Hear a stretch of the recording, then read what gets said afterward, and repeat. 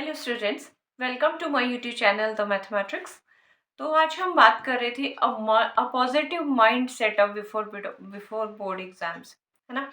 तो जिस तरह से मैंने पहले आपसे बात की है अबाउट टाइम मैनेजमेंट, अबाउट किस तरह से आपने बिफोर बोर्ड एग्जाम्स के पहले अपना एक एटीट्यूड, पॉजिटिव एटीट्यूड रखना है। तो आज मैं आपको एक पॉजिटिव माइंडसेट की बात करेंगे, ठीक है। तो सबसे पहले हमारे एग्ज़ाम से पहले स्पेशली मैं मैथ्स की ही बात करूँगी। तो मैथमेटिक्स का आपको क्लियरली पता है कि मैथ्स नीड प्रैक्टिस। तो सबसे पहले हमें एक प्रैक्टिस रेगुलर करनी है, क्योंकि अभी हमारे पेपर को कुछ दिन है हमारे पास। So both 9th and 12th जो बोर्ड बच्चे फेस करने वाले हैं, अभी हमारे पास इन हैंड कुछ टाइम है जो हम अपनी रेगुलर प्रैक्टिस, आपके पेपर्स तो जैसे शुरू हो ही गए हैं, बट इन बिटवीन भी आपने ज़रूर टाइम निकालना है। बेसिकली क्या है कि कंसिस्टेंट प्रैक्टिस इज की टू सक्सेस, ठीक है। अगर आप डेली प्रैक्टिस करेंगे डिफरेंट टाइप ऑफ क्वेश्चंस को, आप वैरायटी ऑफ क्वेश्चन जो भी आपने टॉपिक उठा लिया है उसके लिए आप वैरायटी ऑफ क्वेश्चंस को उठाएंगे। जो भी टॉपिक आप कर रहे हैं या जो भी कॉन्सेप्ट है उससे रिलेटेड डिफरेंट डिफरेंट प्रॉब्लम्स को आप रेगुलरली सॉल्व करें। बीच में आपने प्रैक्टिस छोड़ नहीं देनी है। सेकंड मैं कहूँगी कि कॉन्सेप्चुअल क्लैरिटी बहुत ज़रूरी है। आप कौन सा टॉपिक कर रहे हैं, कौन सा आपने कॉन्सेप्ट उठाया है, उसको अब टाइम आ गया है कि बहुत क्लियरली आप उस उन चीज़ों को देखें।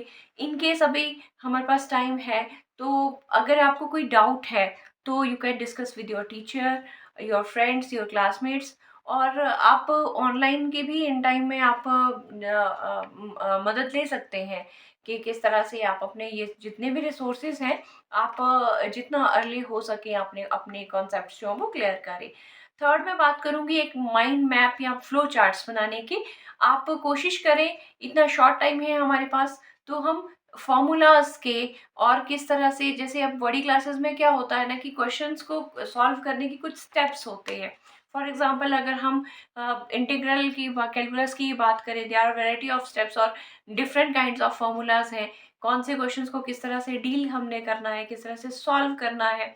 तो आपको एक माइंड माइंड मैप बनाना है, एक फ्लो चार्ट इन शॉर्ट्स, जो आपको उस वक्त पेपर के टाइम में जो आपको क्लैरिटी दे और आप उस चीज़ को रिकॉल कर सके, ताकि आप पेपर में एग्जाम टाइम में उन क्वेश्चंस को सॉल्व करने में मदद हो सके। एक नंबर 4 मैं कहना चाहूँगी कि टीच अदर्स। इस टाइम पे टीच अदर्स हो नहीं, लेकिन डिस्कस विद अदर्स। अगर आपको थोड़ा सा भी टाइम मिल रहा है with your friends, with your parents, तो आप उनसे डिस्कस करें कि आपने आज क्या क्या पढ़ा, कौन कौन से टॉपिक्स आपके हो गए। अपने फ्रेंड से बात करें। तो जब हम एक दूसरे से बात करते हैं, किसी टॉपिक को डिस्कस करते हैं, तो हमारे कॉन्सेप्ट जो हैं वो और भी सॉलिड होते हैं। और उसके बाद आपका ये रहेगा कि आप जितना भी आपके डाउट्स हैं वो उनको क्लियर करें। और स्पेशली जो आपके वीक एरियाज हैं उन्हें आप आइडेंटिफाई करें। जो आपके वीक वीक कॉन्सेप्ट्स रह गए हैं उन्हें आप टाइमली आइडेंटिफाई करें। और आइडेंटिफाई करने के बाद उनके ऊपर काम करें, उनसे रिलेटेड जो भी आपको डाउट्स हैं उन्हें आप क्लियर करते चलें। सबसे लास्ट, स्टे पॉजिटिव और एक पॉजिटिव एटीट्यूड रखें। लास्टली, आप बहुत सारी रेगुलर प्रैक्टिस रखें अपने बिफोर एग्जाम्स से, ताकि आप बहुत अच्छा पेपर दे सकें। Thank you so much.